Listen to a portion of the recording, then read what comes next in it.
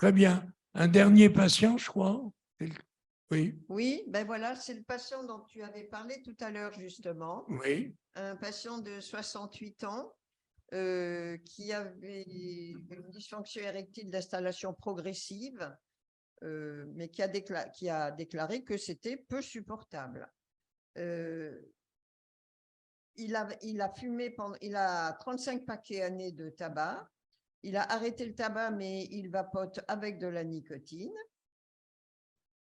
Sous IPDE5, il avait une EHS à 3, un IF5 quand même seulement à 14. Et on lui avait trouvé entre autres une testostérone biodisponible basse, avec la biodisponible à 0,4 nanogrammes par millilitre et la totale à 3,3 nanogrammes par millilitre. Lors de l'examen de la première consultation, le PNORT était à 1,29, montrant donc une dysfonction endothéliale modérée, sûrement due entre autres à sa nicotine. Le maxi-test avait montré une atteinte artérielle significative sévère, A2, aucun signe de fuite veineuse. Je ne sais pas qu'est-ce qu'il y avait comme lors du maxi-test lors de HS. Ça, je ne me souviens plus. Oui, c'est monsieur Némy. Voilà.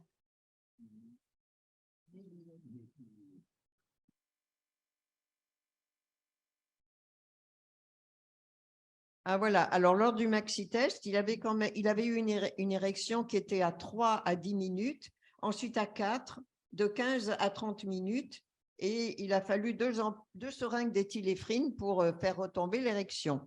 Ce qui arrive souvent chez les artériels, même chez les artériels sévères, où une fois que l'érection l'érection met un certain temps à s'installer, mais lorsqu'elle est installée, elle perdure. Donc, on a demandé chez ce patient à la fois un angioscanner et un coroscanner. Le coroscanner a montré des atteintes, j'ai le détail quelque part par là. Cadras 2. Cadras 2. C'est-à-dire qu'il a des sténoses inférieures à 50%. Voilà, des calcifications entraînant des réductions de calibre intermédiaires à 50% sur la coronaire droite, à 50% de l'IVA 1,2 et avec un trajet intramyocardique de l'IVA 2 d'aval.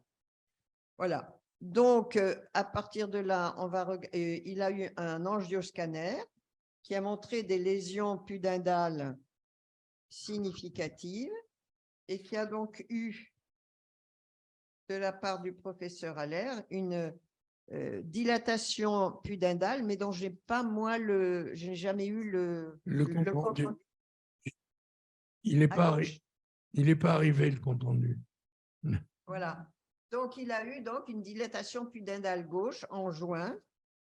Je l'ai revu ultérieurement et l'IUF5 était monté à 15.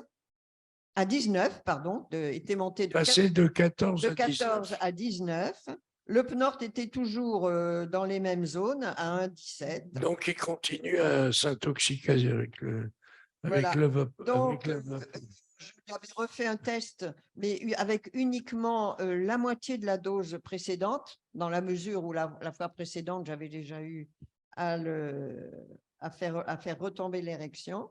Et les vitesses, même avec une dose 2 fois moindre, les vitesses dans les caverneuses droites et caverneuses gauches avaient largement augmenté de 29 cm/s à 41 cm/s à droite et de 25 cm/s à 31 cm/s à gauche.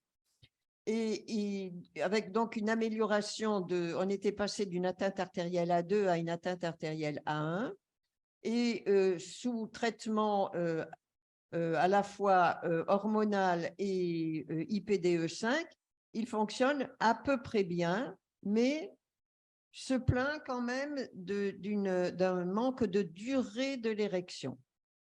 Et donc, je l'ai revu il y a 2 jours non, même hier, en fait. Et il a sauté, absolument bondi sur ma proposition d'auto-injection. D'abord dans la mesure où il avait vu que ça marchait très bien, puisque je lui en avais déjà fait 2 d'injection et qu'il avait vu la durée de l'érection.